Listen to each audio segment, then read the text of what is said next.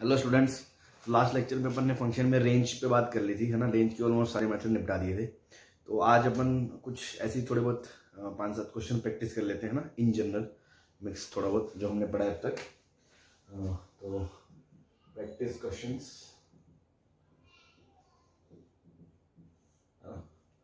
Question first is find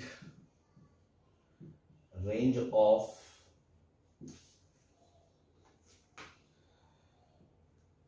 sin x plus greatest integer of sin x plus greatest integer of cos x plus greatest integer of tan x plus greatest integer of sec x।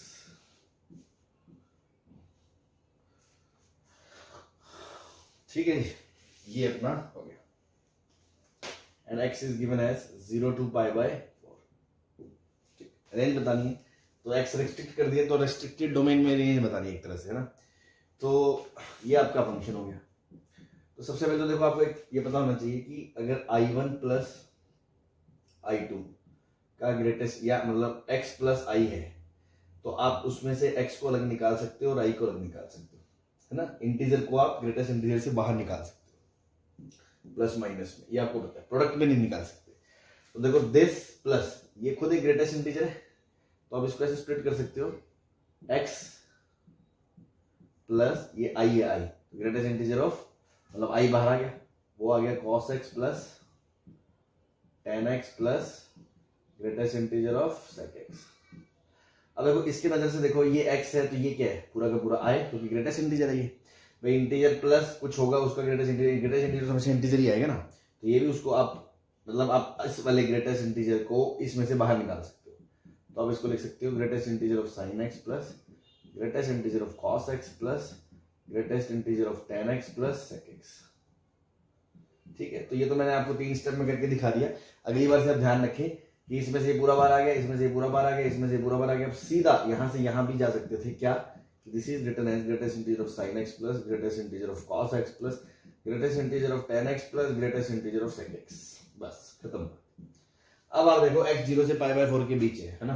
तो domain में तो किसी कोई लफड़ा है ही नहीं। तो 0 से π/4 में साइन कहां से कहां तक होता है? 0 से 1/√2 के बीच। तो इसका जो ग्रेटेस्ट इंटीजर है ये तो 0 ही आएगा। ठीक, और π/4 ओपन है ना। ऐसे कॉस की बात करें तो कॉस अगर आप भी ऐसा होता है तो वो 1 से छोटा ही है और 0 से बड़ा है, तो ये भी हमेशा 0 ही आएगा। ऐसे tan की बात करें,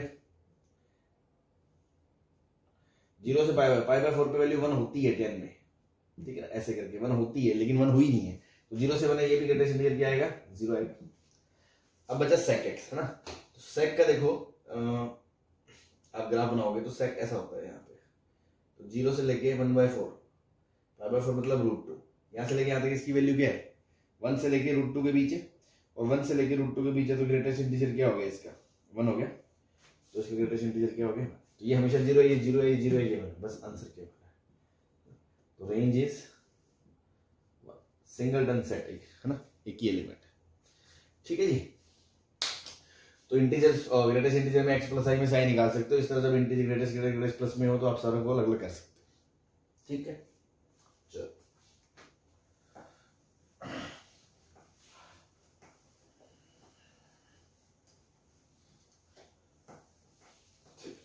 सेकंड इज y आपको दे रखा है 1 प्लस साइन x का greatest integer plus 1 plus 2 plus sign x/2 का greatest integer 3 plus sign x/3 का ग्रेटेस्ट इंटीजर से लेके चलते चलते चलते n प्लस साइन x/n का ग्रेटेस्ट इंटीजर। ठीक है जी, ये आपको फंक्शन दे रखा है, और n जो है वो नेचुरल नंबर है, और जो x दे रखा है आपको वो 0 से π/2 के बीच दे रखा है। ठीक, तो आपसे पूछा है क्या कि इसकी रेंज बता दो, रेंज बता दो रेंज। तो अभी मैंने बताया इंटीजर को बाहर निकाल सकते हो। इसको आप ले सकते हो 1 plus greatest integer of sine x, इसको आप ले सकते हो 2 plus greatest integer of sign x/2, ऐसे चलते चलते इसको आप लिख सकते हो n plus sine of x by n का ग्रेटेस्ट इंटीजर। ठीक है जी। चलो अब देखो ये बन गया 1 प्लस 2 प्लस से लेके n तक, और ये बन गया प्लस में greatest integer of sine x plus greatest integer of sine x by 2, और इस तरह चलते चलते greatest integer of sine x by n। ठीक है, या ऐसा करो एक टाइम इसमें और जोड़ दो, है ना, साइन 2x कर दो इसमें प्लस साइन 2x y बराबर। ठीक, तो प्लस साइन 2x का ग्रेटेस्ट इंटीजर y बराबर प्लस साइन 2x। अब देखो x कहां से कहां तक है, 0 से पाई बाय 2 के बीच में। 0 से पाई बाय 2 के बीच में तो साइन की जो वैल्यू है वो 0 से 1 के बीच ही होगी, है ना। This thing is belongs to close open 0 to 1, और ओपन 0 से 1 के बीच में जो ग्रेटेस्ट इंटीजर है वो 0 ही होगा। x 0 से पाई के बीच में है, 0 से पाई बाय 2 के बीच में है, तो x बाय 2 क्या होगा, 0 से पाई बाय 4 के बीच में होगा। तो x बाय 2 होगा 0 से पाई बाय 4 है, तो साइन x बाय 2 कहां से कहां तक होगा, 0 से 1 बाय रूट 2 के बीच, और इसका ग्रेटेस्ट इंटीजर भी 0। ऐसे x बाय 3 और 0 से पाई बाय 3 के बीच उसका ग्रेटेस्ट इंटीजर भी 0। x बाय 4 सॉरी ये x बाय 2 था, हाँ x बाय 3 क्या होगा, पाई बाय 0 से पाई बाय 6 के बीच, तो भी ग्रेटेस्ट इंटीजर। ऐसे x बाय n तक सारे ग्रेटेस्ट इंटीजर 0 हो गए। अब साइन 2x को देखो, 2x कहां से कहां तक, 0 से पाई तक, 0 से पाई के बीच में ग्राफ ये आएगा ऐसे, तो साइन की वैल्यू 0 भी होगी 1 भी होगी, है ना। तो ये दो वैल्यू पॉसिबल है, या तो 0, ये साइन 0 से लेके 1 तक जाएगा, 0 से 1 के ग्रेटेस्ट इंटीजर क्या हो सकता है, या तो 0 या 1, तो दो आंसर पॉसिबल है। और ये कैसे कर सकते हैं, ये तो आ गया n into N plus 1 by 2, तो इसमें या तो 0 आएगा या प्लस 1 जुड़ेगा।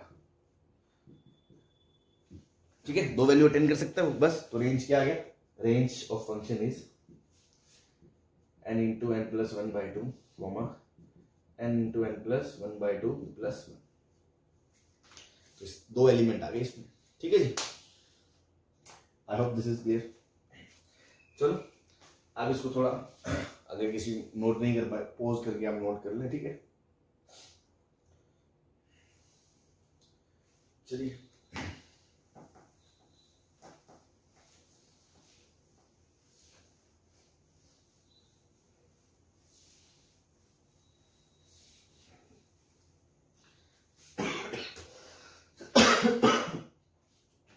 next question is, suppose y is equals to root of 1 minus cos x, ठीक, इंटू में root of 1 minus cos x, into में ऐसे root of 1 minus cos x, इस तरह से चल रहा है। और आपसे पूछा है फाइंड डोमेन एंड रेंज। ठीक है, अब आप इस तरह ये चलता चलता चलता जाएगा, तो सबसे अंदर जो रूट होगा अंदर, उसमें क्या होगा, 1 माइनस cos x होगा। अब ये 1 ये cos x, cos की औकात -1 से 1, इसमें माइनस करोगे तो भी -1 से 1, और उसमें 1 जोड़ोगे तो भी 0 से 2। तो अंदर वाला रूट 0 से 2 के बीच है, वो 0 से 2 के बीच में, मान लो ये 0 से 2 के बीच में, तो इस रूट को कोई दिक्कत डिफाइन, मान लो 3 ही रूट होते तो क्या इस रूट को कोई दिक्कत होती, 0 से 2 के बीच डिफाइन होने में कोई दिक्कत नहीं होती। अब ये हटा दिया, अब cos की वैल्यू क्या है, -1 से 1, फिर अगेन -1 से 1, और उसमें 1 जोड़ दोगे तो 0 से 1, तो ये चीज 0 से 1, और जो सॉरी ये चीज 0 से 2, और ये चीज भी 0 से √2, क्योंकि रूट ले लिया, तो प्रोडक्ट करोगे तो भी 0 से 2 √2, है ना। मतलब ऐसे नहीं बोल सकते, बट चलो ये भी पॉजिटिव है ये भी पॉजिटिव है, तो ये वाला जो रूट है उसके अंदर भी पॉजिटिव क्वांटिटी, इस तरह सभी रूट्स के अंदर पॉजिटिव क्वांटिटी होगी, तो मतलब 0 या 0 से बड़ी चीज ही आएगी, तो किसी भी रूट को डिफाइन होने में किसी प्रकार की कोई दिक्कत नहीं है। तो जो डोमेन वो क्या हो गया आपका आर, है ना। ठीक है, नाउ अब आप देखो रेंज की बात करें तो रेंज को ऐसे लिख सकते हो, आपको पता है इस तरह के क्वेश्चन हमने 11th में देखे होंगे कि आपको ये देखना होता है कि पैटर्न कहां से रिपीट हो रहा है। देखो अगर मैं इस चीज को, ये इन्फिनिटी तक जा रहा है ना, इन्फिनिटी तक, है ना, इतने पार्ट को देखो, पहले पूरे वाई को देखो और फिर सिर्फ ब्लू वाले बॉक्स को देखो, क्या इसको भी मैं वाई लिख सकता हूँ, इससे ही तो क्या फर्क पड़ता है। अब तो ये मानो समुद्र में से एक पानी लोटा निकाल लिया, फर्क पड़ेगा, ये चलता चलता चला, गिनोगे तो कितनी बार था ये इन्फिनिट, एक बार का रूट हटा दोगे तो भी ये सेम पैटर्न चल रहा है, यहां से देखोगे तो भी ये वाई दिख रहा है, और वो भी कितनी बार है, इन्फिनिट बार, तो इसको आप वाई लिख सकते हो, कोई फर्क नहीं पड़ता। तो बस आपने इसको ऐसे लिख दिया 1 minus cos x into y, squaring कर दो, रूट हटाने के लिए y square 1 minus cos x into y, यहाँ से आपने y निकाल लिया, y इधर कर दिया इसको माइनस बराबर 0, y कॉमन आ गया तो बचा y minus 1 minus cos x बराबर 0। ठीक है ना, y कॉमन आ गया यहाँ से और एक बचा y माइनस, ये y हट गया, 1 माइनस कॉस एक्स बराबर 0 आ गया। ठीक है, तो यहाँ से देखो या तो y बराबर 0 है और या y बराबर 1 माइनस कॉस एक्स है। तो y बराबर 0 तो नहीं है, दिख रहा है आपको, तो ये 0 फंक्शन थोड़ी दिखे, y बराबर हमेशा 0 थोड़ी है। ठीक है ना, तो this is not possible. So y is 1 minus cos x, तो इसकी रेंज निकाल लिया आपने, क्या cos की -1 से उसकी बाद -1 से गुणा करा, मतलब आप cos की वैल्यू कहाँ से कहाँ तक -1 से 1, तो माइनस कॉस एक्स की कहाँ से कहाँ तक, वो भी -1 से 1, और उसमें 1 जोड़ दिया तो उसकी रेंज भी कहाँ से कहाँ तक, 0 से 2। तो फाइनली जो रेंज आएगी वो 0 से 2 आएगी, 0 से 2 आएगी। ठीक, इश्यू करने का मेथड तो ये भी था कि अपन अब ध्यान से देखें, 1 माइनस कोस एक्स को अगर मैं लिखूं तो क्या मैं इसको ऐसे लिख सकता हूं, 1 माइनस कोस एक्स पहले वाले की पावर कितनी है, हाफ। अगर मैं दूसरे वाले को देखूं, इस वाले को, तो इसके ऊपर एक रूट है, उसके ऊपर एक रूट है, तो उसकी पावर कितनी है, 1 माइनस कोस एक्स की पावर 1/2 की पावर 1/2 मतलब 1/4। ऐसे तीसरे वाले में 1 माइनस कोस एक्स की पावर कितनी है, 1/2 की पावर 1/2 की पावर 1/2 मतलब 1/8। इस तरह चल रहा है। तो अब आप ध्यान से देखोगे, अगर 1 माइनस कोस एक्स की पावर में ऊपर इन्फिनिट में जीपी चल गई, 1/2 1/4 1/8 इस तरह इन्फिनिट, ये इन्फिनिट जीपी, इन्फिनिट जीपी क्या होता है, a अपॉन 1 माइनस आर। ठीक है, तो half upon 1 minus half, this is half upon 1 minus common ratio half, half half करके 1 आ गया, तो y बराबर क्या आ गया, 1 माइनस कॉस एक्स आ गया। यहां से भी नहीं निकाल सकते थे। ठीक है जी, चलो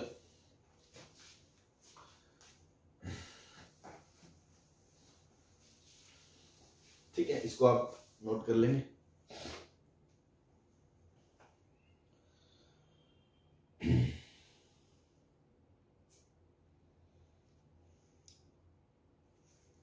चलिए क्वेश्चन और ले लेते हैं।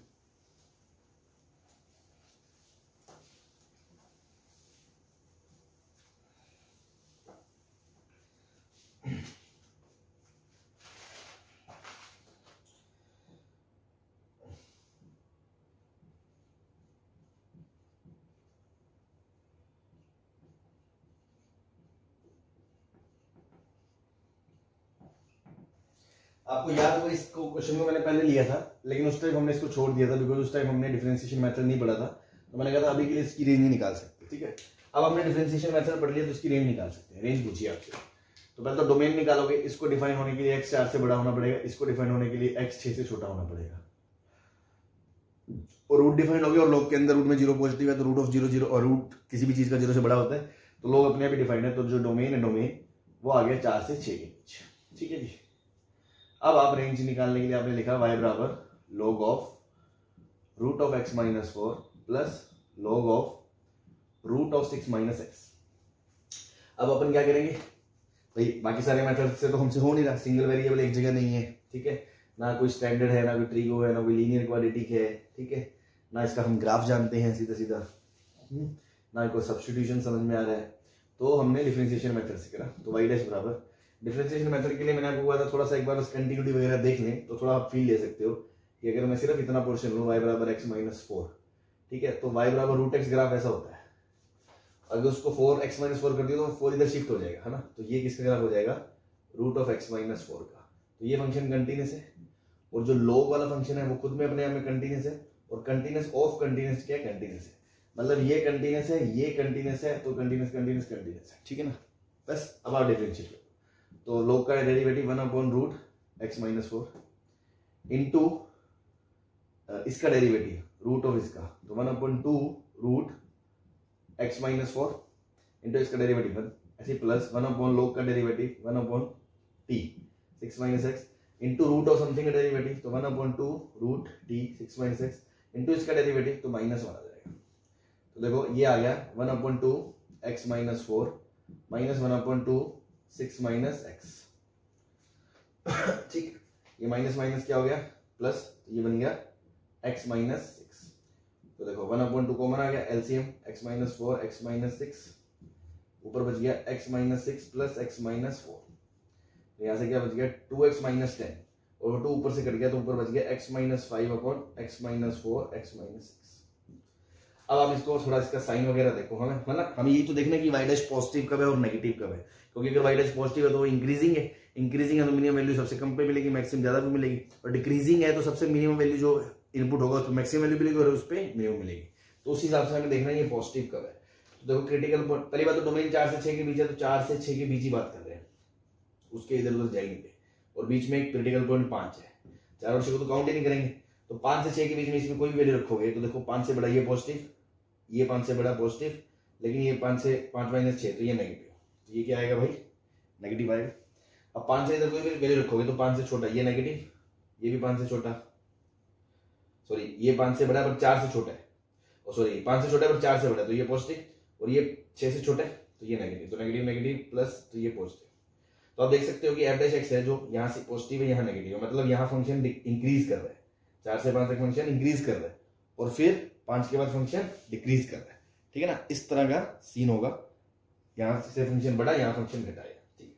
तो आपको पता है मैक्सिमम वैल्यू जो मिलेगी वो कहाँ मिलेगी, 5 पे, और जो मिनिमम मिलेगी वो इन दोनों में से जो सबसे छोटी होगी, ठीक है ना।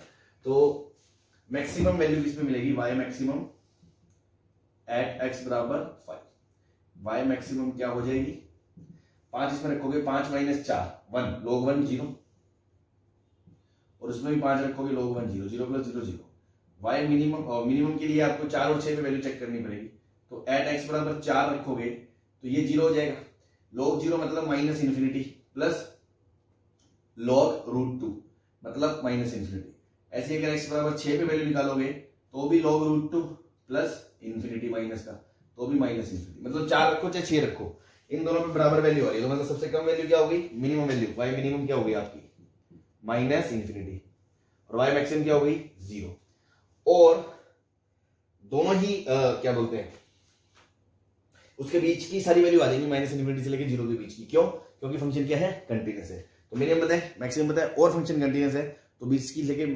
शुरू से लेके लास्ट तक की सारी वैल्यू आ जाएंगी। लेकिन एक चीज हो रहा है यहाँ पे इंटरेस्टिंग कि 5 तो डोमेन में है तो 0 तो इंक्लूड होगा, लेकिन माइनस इन्फिनिटी तो कुछ होता ही नहीं है ना, तो जो रेंज आएगी रेंज वो क्या आएगी माइनस इन्फिनिटी से 0 क्रॉस, ठीक है ना। ये क्वेश्चन थोड़ा सा आपके लिए चैलेंजिंग हो सकता है, तो एक बार सारे अगर फंडे तक आपने फॉलो करें या सुने हैं, है ना, सीधा क्वेश्चन सुनने बैठ जाएंगे तो शायद आपको नहीं समझ में, बट अभी तक के जो मेथड्स वगैरह देखे हैं, क्वेश्चन देखे हैं मैंने कैसे कराए, तो you will be able to get easily, ठीक है ना। चल नोट कर लो इसको।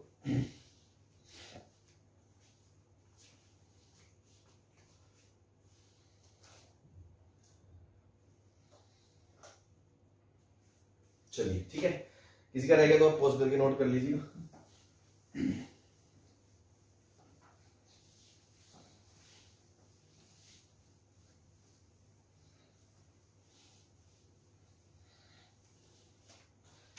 नेक्स्ट क्वेश्चन इज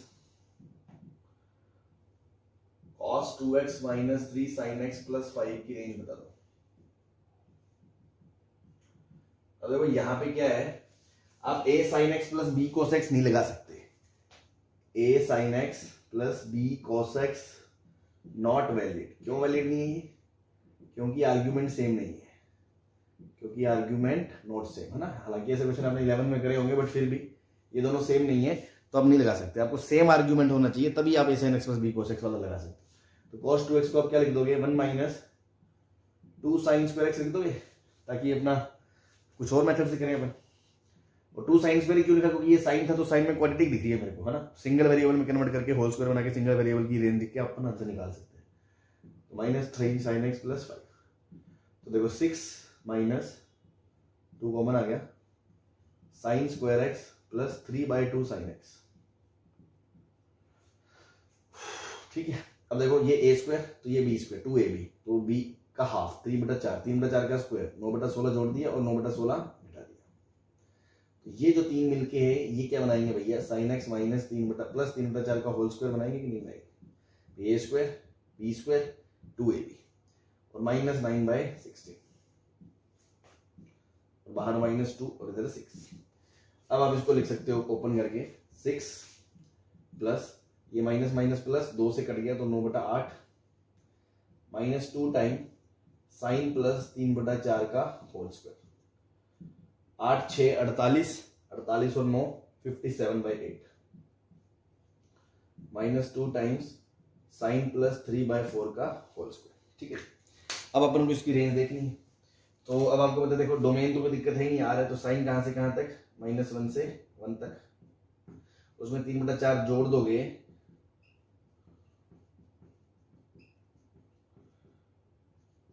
तो ये बन गया -1/4 से लेके 7/4 तक। अब आपको पता है माइनस प्लस है तो स्क्वायर करोगे तो मिनिमम तो 0 आएगा, तो मैक्सिमम दोनों में से जो बड़ा होगा तो ये बड़ा आएगा, इसका स्क्वायर तो 49/16।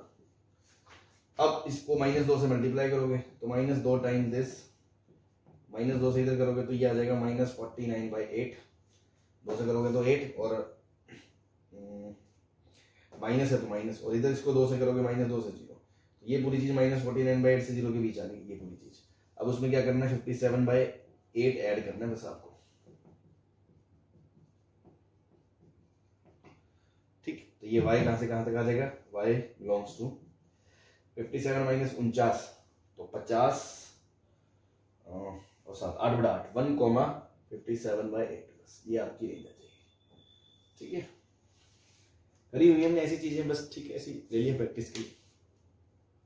ठीक है जी, चलिए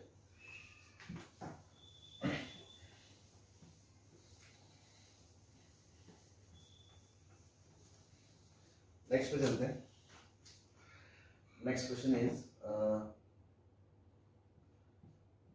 3/4 प्लस 3/4 प्लस 1/100 प्लस 3/4 प्लस 2/100। ठीक है, इस तरह से लेके 3/4 प्लस n-1/99/100। ठीक, ये किसके बराबर होगा, इसकी वैल्यू पूछिए। ठीक, तो सबसे पहले देखो अपन ऐसे क्वेश्चन में थोड़ा सा कॉमन सेंस से भी डील कर सकते हैं बिना किसी प्रॉपर्टी के। क्या कि भाई 3/4 है, तो 3/4 एक से छोटा है तो इसका ग्रेट, ये एक से छोटा है, एक से छोटा है तो इसका जो ग्रेटेस्ट इंटीजर है वो क्या होगा, 0 होगा।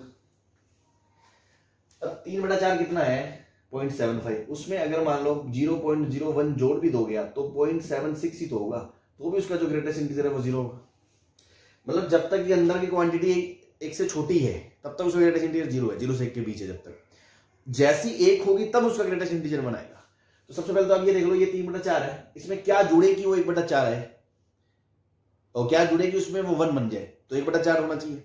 सबके डिनोमिनेटर में 100 चल रहा है तो 1/4 बनने के लिए ऊपर न्यूमिनेटर में क्या आना चाहिए, 25। मतलब जब 25/100 आएगा ना तब इसका जो 3/4 प्लस 1/4 जुड़ के 1 आएगा। मतलब 25/100 से पहले 24/100 23/100 इन सब के लिए उसका जो सम है वो उससे छोटा आएगा और ग्रेटेस्ट इंटीजर उसका 0 आएगा। ठीक है, तो मैं डायरेक्ट बोल सकता हूं कि ये greatest integer of 3/4 plus greatest integer of 3/4 plus 100, ये यहां से लेके ग्रेटेस्ट इंटीजर ऑफ 3/4 प्लस 25/100 और एक 24 दिखा देता हूं आपको, 24 और ये 25/100 और फिर 26/100 और लास्ट में चलते चलते चलते ये लास्ट में आ रहा है 3/4 प्लस 99/100। अब देखो अगर ये पूरा 100 होता तब भी ये 1 + 1 मतलब 1 + 3/4 कितना 7/4 ही होता, मतलब तब भी इसका ग्रेटेस्ट इंटीजर 1 ही होता। और अभी ये 1 से हल्का सा छोटा 7/4 से थोड़ा सा छोटा हो जाएगा, है ना, ये 0.75 है और ये 0.99 है, मतलब 4 और 8 8 16 17 1.74 है। ठीक है जी, तो भी इसका ग्रेटेस्ट इंटीजर 1 होगा। तो अब ये माने यहां से लेके यहां तक तो सबके ग्रेटेस्ट इंटीजर 0 है। इसका पहला टर्म होगा जो ग्रेटेस्ट इंटीजर 1 आएगा, उसके बाद देखो ये 1 से थोड़ा ज्यादा, इसका ग्रेटेस्ट इंटीजर 1, इसका ग्रेटेस्ट इंटीजर 1, सबका ग्रेटेस्ट इंटीजर लास्ट वाले का भी 1 ही आएगा।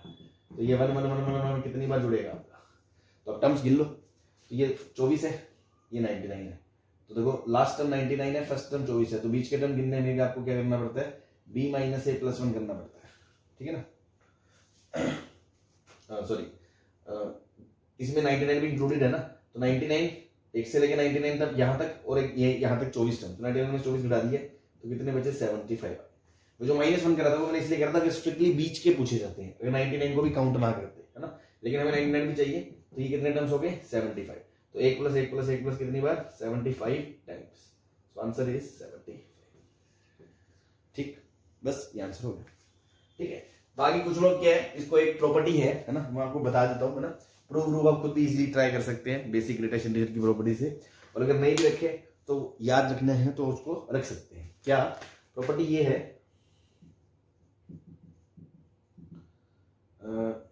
Greatest integer of x plus greatest integer of x plus 1/n plus greatest integer of x plus 2/n से लेके greatest integer of x plus n minus 1/n, ये बराबर होता है ग्रेटेस्ट इंटीजर ऑफ nx।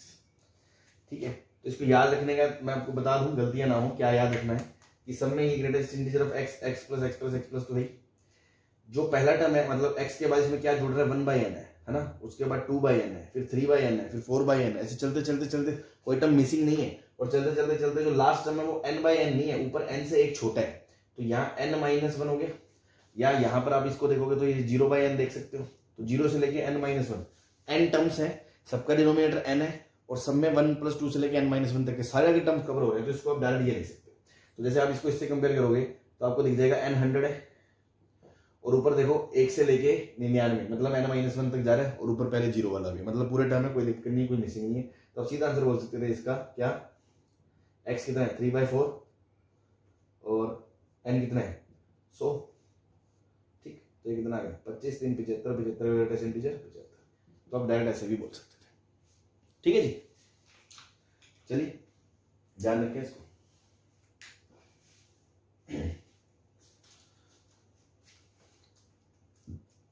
ठीक है, चलो नेक्स्ट इज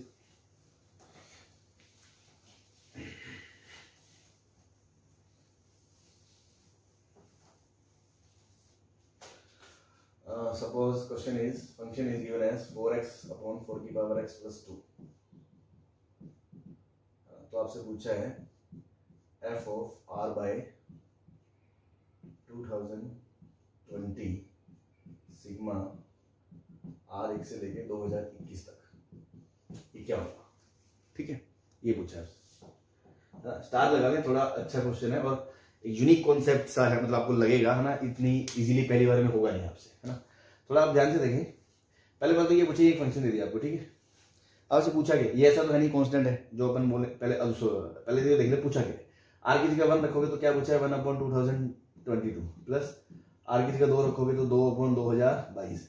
ऐसे ही चलते चलते चलते चलते r की जगह 2020/2022, जो लास्ट टर्म होगा वो होगा r की जगह 2021/2022, है ना। ये ऐसा करो, इसको 20 और 121 कर लो, है ना। हाँ, थोड़ा गड़बड़ हो जाएगा वरना आपको समझा दूंगा मैं भी। 20 और 21 कर लो, है ना। तो सबका 21 और ये 2019/21 और जो लास्ट टर्म होगा वो f 2020/2021। देखो कॉमन सेंस की बात है कि ऐसा तो है नहीं कि इसमें मैं 1/2021 डालूं 2/2021 डालूं और सारे ऐसे निकालूं, इतना तो नहीं होगा क्वेश्चन में ऑब्वियसली, मतलब कुछ तो उसमें शिकारी बना है। तो थोड़ा सा शिकार देखिए आप, अब ध्यान दें इसका और इसका आर्ग्यूमेंट की बात कर रहा हूं, आर्ग्यूमेंट की पहले और लास्ट आर्ग्यूमेंट का सम कितना है 1 है भाई, 1 + 2020/2021 कितना है 1 है। ऐसे इसका और सेकंड लास्ट के आर्ग्यूमेंट का सम कितना है 2 + 2019/2021 1 है। मतलब पहले और लास्ट के आर्ग्यूमेंट का सम कितना है 1 है, मतलब एक x है तो दूसरा कितना है 1 - x है। ये आपने शिकार देखा ना हो। अब आपको f of x तो पता है, लेकिन अब आपने x की जगह क्या रख दिया उसमें 1 - x रख दिया, चेक करने के लिए कि अगर आर्ग्यूमेंट 1 - x हो तो क्या होगा। तो एक आर्ग्यूमेंट में x की जगह 1 - x रखा तो ये 4 की जगह 4 की पावर 1 - x अपॉन 4 की पावर 1 - x प्लस 2 बन गया। इसको सिंप्लीफाई करोगे तो 4/4 की पावर x 4/4 की पावर x प्लस 2। इस 2 को ऐसे काटोगे तो ये 2 और ये भी 2, तो ये बन गया 2/4 की पावर x अपॉन 2 + 4 की पावर x अपॉन 4 की पावर x। ये इससे कट गया तो दिस इज इक्वल टू 2/4 की पावर x प्लस 2।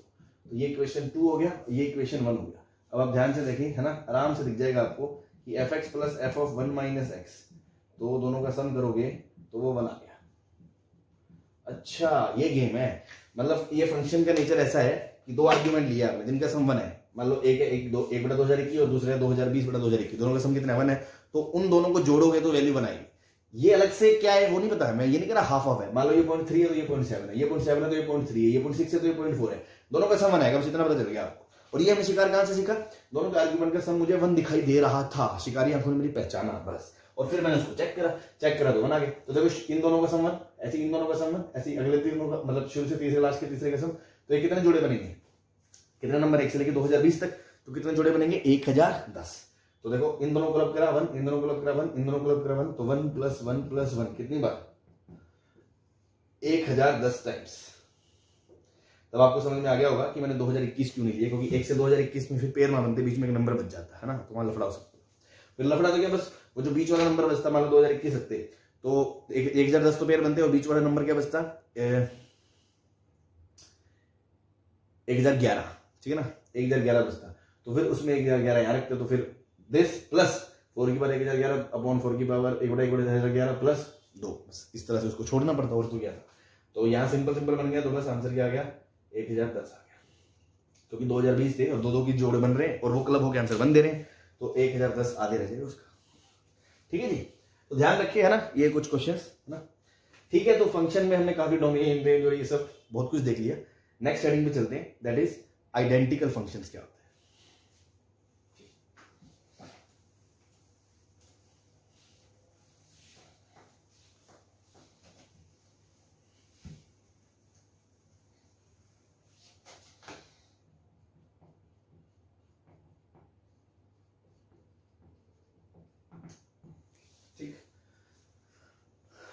बहुत ही सिंपल सी बात है, अगर दो फंक्शन दिए आपको f(x) and g(x) are called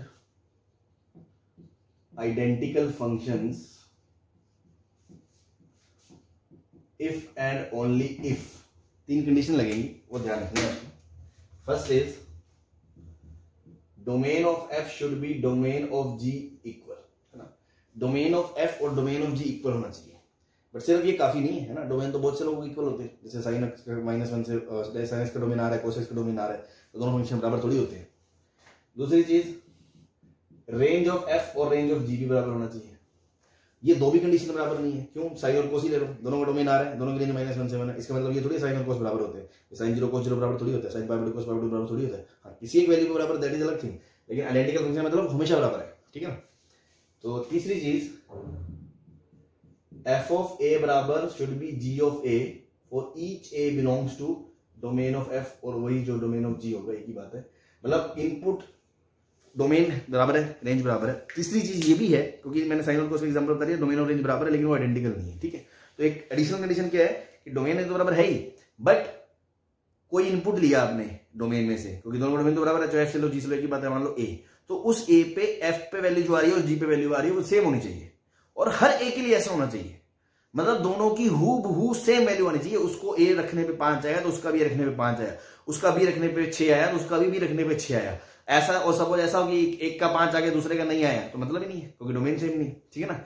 और या ऐसा हो कि एक का a रखने पे 5 आ रहा है, दूसरे का b रखने पे 5 आ रहा है, बट नहीं, ऐसा नहीं चलेगा, दोनों की एकदम डिट्टो सेम चाहिए। तो आप समझ गए, मतलब एक तरह से 2 फंक्शन एकदम जेरॉक्स कॉपी है एक दूसरे की, यहां जो रखने पे वो है वहां भी वो रखने पे वो है, यहां जो रखने पे ये वैल्यू है यहां भी वो रखने पे वही। अल्टीमेटली इतना ड्रामा करने के बजाय अपन ये बोलते हैं 2 फंक्शन जिनका ग्राफ एकदम सेम होना चाहिए, खत्म कहानी। क्योंकि ग्राफ अगर सेम है तो डोमेन भी सेम है, रेंज भी सेम है, और हर इनपुट पे हर आउटपुट भी सेम है ना। तो अल्टीमेटली, है ना, और we can say if f and g have identical graph, then they are called identical functions, then they are called identical functions। जैसे आप एग्जांपल से समझें, सपोज मैंने फंक्शन दिया आपको, एक फंक्शन f(x) बराबर x² अपॉन x, और दूसरा फंक्शन दिया है g(x) बराबर x, है ना। तो अब मुझे उम्मीद है कि लोग गलती नहीं करेंगे, बट कुछ अभी भी इस असमंजस में होंगे, हालांकि अगर आपने डोमेन अच्छे से देखा समझ गए होंगे, तो आप इसको ऐसे नहीं बोल सकते x काट दिया है, ये भी x है भाई, ये भी y बराबर x है, दोनों सेम है, नहीं। इसका डोमेन कैसे बताते हैं, दिए हुए थोबड़े को एज इट इज देख के ही डोमेन बताते हैं। इसका डोमेन क्या है, r-0, 0 के अलावा ये फंक्शन क्या है, f(x) बराबर x, और इसका जो डोमेन है वो r है, कोई दिक्कत नहीं है, और ये फंक्शन क्या x। तो देखो दोनों का अगर ग्राफ बनाओगे, ये तो y बराबर x हमेशा बनेगा, लेकिन अगर इसका y बराबर x बनाओगे तो ये 0 पे डिफाइन नहीं होगा, तो 0 पे क्या आएगा, होल आएगा, है ना। तो देखो दोनों का ग्राफ सेम नहीं है, एक भी पॉइंट अगर डिफर कर गया तो वो फंक्शंस इक्वल या आइडेंटिकल नहीं कहलाते, ठीक है ना। वो फंक्शंस आइडेंटिकल नहीं कहलाते। बस इतना ध्यान रखना। तो आप चाहे तो ग्राफ देखें या चाहे डोमेन रेंज देख के, पर सिर्फ डोमेन रेंज देखने से नहीं, अगर आपको एक भी इनपुट ऐसा मिल गया जिसमें दोनों में वैल्यू सेम नहीं है तो लफड़ा हो सकता है। तो अल्टीमेटली इस चीज को ध्यान रखें कि बिल्कुल सेम फंक्शन है हमेशा, हर इनपुट में सेम आउटपुट और दोनों का इनपुट भी अलाउड सेम है, तो ही आप क्या बोल सकते हैं आइडेंटिकल फंक्शन होते हैं। ठीक है, ठीक है, ये कोई खास बात नहीं है, छोटा सा बस एक ऐसी हल्का सा 2 मिनट का टॉपिक था, हो गया इस पे, है ना। इसमें कुछ क्या है, 2-4-5 क्वेश्चन कर लेते हैं इस पे, बता देता हूं आपको, आप बता दो कि हाँ कौन सा आइडेंटिकल है कौन सा नहीं है पेयर।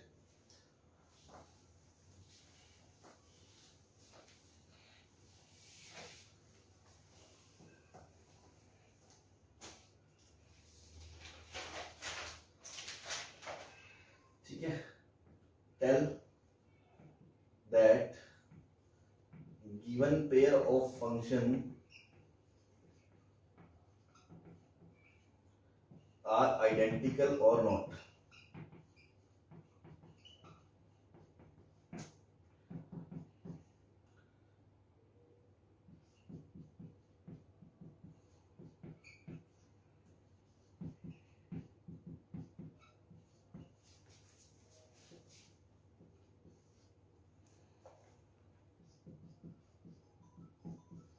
ठीक है, f x root x square हो गया, और उसके बाद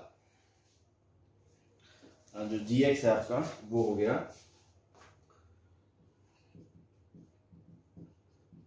maximum of X minus X. Suppose next is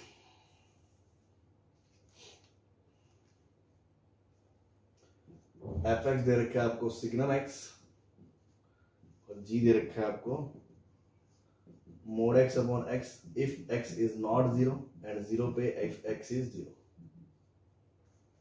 ठीक, एक बार 1-2-3 क्वेश्चन ये देखते हैं। तो देखो कुछ लोग मतलब वो सीधा क्या करेंगे, गरीब बच्चा क्या करेगा कि देखो ये ई कट गया, ये भी एक्स है और ये एक्स आगे आ गया, ये भी एक्स है, तो देखो दोनों एक्स है तो मतलब ये आइडेंटिकल है। ऐसा नहीं करना, पहले आपको डोमेन वगैरह देखना है, क्योंकि डोमेन ही अगर अलग हो गया बस बात ही खत्म होगी। तो ऐसे नहीं करना, अपन देखेंगे इसका डोमेन, तो इसके डोमेन में देखो x ग्रेटर देन 0 चाहिए डोमेन ऑफ f में। और g के डोमेन की बात करें तो देखो कंपोजिट फंक्शन में सबसे पहले बाहर वाले से पूछेंगे ln से क्या पूछेंगे, वो क्या कहेगा मेरे अंदर जो बैठा है वो 0 से या 0 से बड़ा होना चाहिए।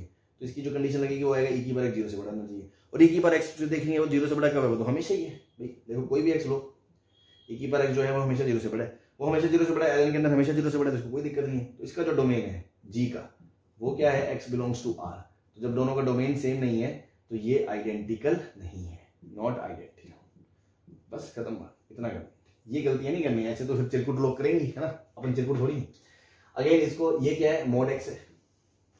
मैक्सिमम और मिनिमम वाले केस में आपको बताया था कि आप दोनों ग्राफ बना लें, पहले y बराबर x बना लें भाई, ब्रैकेट के अंदर जितने भी लिखा, ये इसको ऐसे लिखते हैं, ब्रैकेट के अंदर कोमा के साथ जितने भी ग्राफ लिखे ये y बराबर x, ये y बराबर माइनस x, सबको बना लो।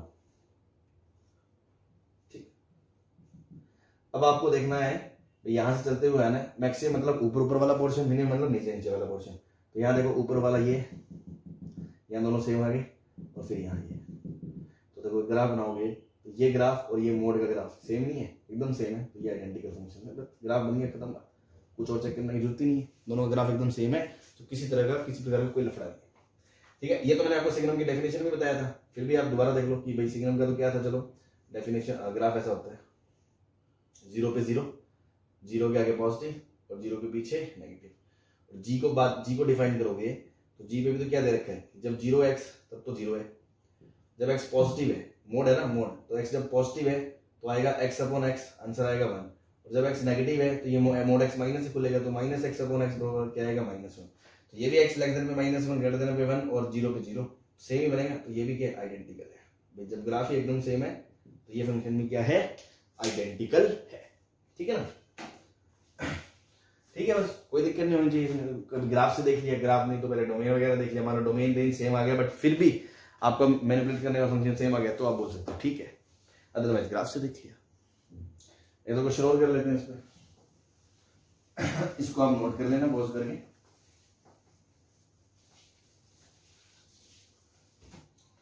ठीक, कुछ बच्चों को ऐसा मे भी लग सकता है कि मैं अभी थोड़ा फास्ट जा रहा हूँ, फास्ट नहीं जा रहा है, उसका रीजन ही है, अब कोई बच्चा सीधे ही उठा के ये लेक्चर देखेगा ऑब्वियसली कुछ समझ में नहीं आना।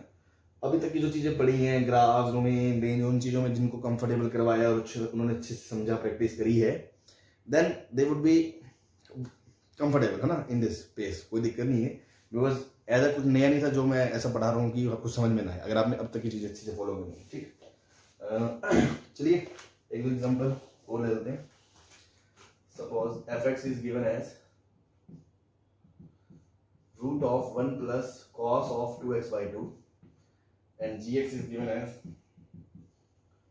cos x, और इसमें fx दे रखा है आपको sin square x plus cos square x, और gx दे रखा है sec square x minus tan square x। ठीक है, तो देखो अगेन डोमेन वगैरह की जरूरत नहीं है, इसको पहले थोड़ा सिंप्लीफाई कर लो। 1 प्लस cos 2 थीटा क्या होता है, 2 cos स्क्वायर x अपॉन 2 का रूट, 2 से 2 कट गया, this is mod cos x। तो देखो मॉड cos x का ग्राफ तो ऐसा होता है भैया, और cos x ग्राफ ऐसा होता है। ठीक, तो सेम नहीं है ऑब्वियसली, तो ये क्या है, नॉट आइडेंटिकल। ये इसलिए लिया मैंने क्योंकि जनरली बच्चों को आदत होती है स्क्वायर से रूट उड़ा लेते हैं और मोड नहीं लिखते हैं, सीधा cos x, तो मरते हैं फिर यहाँ। बेसिक से चलोगे तो कोई दिक्कत नहीं है कि मोड cos x होता है रूट x स्क्वायर। ऐसे ही अब यहाँ पे जनता क्या करेगी, बोलेगी sin square plus cos square 1 होता है, sec square minus tan square 1 होता है, तो ये भी y बराबर 1 है, ये भी y बराबर 1 है, तो ये आइडेंटिकल है। ऐसा नहीं है ना। तो अगेन ये तो वो अनपढ़ वाली बात हो जाएगी, मैथ्स के स्टूडेंट की बात थोड़ी है भाई। आपने आप सब चीजें अच्छे से पढ़ ली हैं, तो आपको पता है कि इस फंक्शन का जो डोमेन है, डोमेन वो क्या होता है, आर होता है। ये हमेशा डिफाइंड है, ये भी हमेशा डिफाइंड है, तो ये हमेशा 1 होता है। ये भी है 1, लेकिन जब जब डिफाइंड है। अब आपको पता है इसके नीचे क्या आता है, 1 बाय cos स्क्वायर x, ये क्या है 1 by sin square upon cos square. तो cos जब जब 0 होगा इनको दिक्कत होगी, तो इनके जो डोमेन में cos जब जब 0 होगा वो वैल्यू हटाई जाएंगी। cos 0 कब होता है, odd multiple of pi by 2, तो x जब odd multiple of pi by 2 होगा वो वैल्यू इनके डोमेन में नहीं होंगी, उसके अलावा ये 1 होगा। तो देखो अगर अपन ग्राफिकली देखें तो इसका ग्राफ तो बनाएंगे तो ये तो हमेशा y बराबर 1 बनेगा, लेकिन इसका जब ग्राफ बनाएंगे तो देखो y बराबर 1 तो बनेगा, लेकिन बीच बीच में ना ऐसे खड्डे आ जाएंगे, है ना, छेद हो जाएंगे इसके। पाई बाय 2 पे डिफाइन नहीं है, फिर 3 पाई बाय 2 पे डिफाइन नहीं है, इधर माइनस पाई बाय 2 पे डिफाइन नहीं है, है ना, जगह जगह खड्डे हो जाएंगे इसके। तो देखो ग्राफ सेम नहीं है, सेम नहीं है, तो ये भी क्या है, नॉट आइडेंटिकल फंक्शंस। ठीक है जी, तो ठीक है, इतना बहुत है। आई होप दिस इज क्लियर। तो अब तक हमने फंक्शंस में मतलब ग्राफ वगैरह, ट्रांसफॉर्मेशन ऑफ ग्राफ्स जो बेसिक है, नीड है कैलकुलस की, है ना, उसके बाद डोमेन, रेंज, ये सब क्या है, उस पर खूब अच्छे से प्रैक्टिस कर लिए, बहुत क्वेश्चंस कर लिए, है ना, आइडेंटिकल वगैरह देख लिए। ठीक है, बाकी आगे की जो कार्रवाई है, जो आगे बढ़ाना है हमें, है ना, वो अपन नेक्स्ट क्लास से शुरू करेंगे। Okay, thank you.